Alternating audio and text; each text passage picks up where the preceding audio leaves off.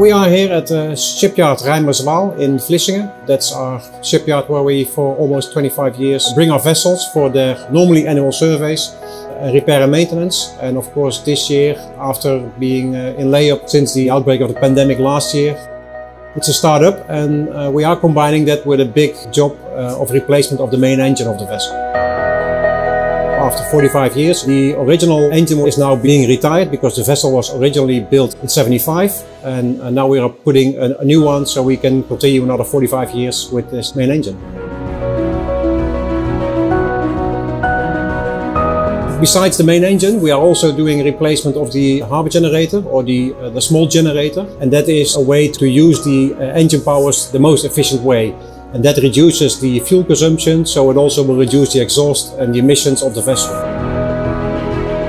Last year, when the pandemic was called, the vessels were stopped and basically they have been sleeping for more than a year. So all the works that we normally do in the spring, in between our seasons, is now being done. And that's jobs everywhere. That can be carpeting, can be cleaning, galley and laundry services, bar equipment, engines, check up on the medications. And of course, we are implementing now a lot of new measures that are related to COVID. We have been, of course, monitoring all the science about COVID, and we know that it's an airborne disease. So all our measures, all our safety plans were updated according to what we know now.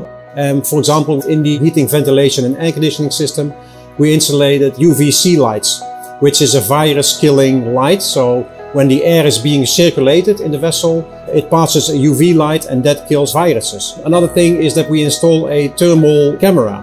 One of the symptoms that you could have from COVID is, for example, fever.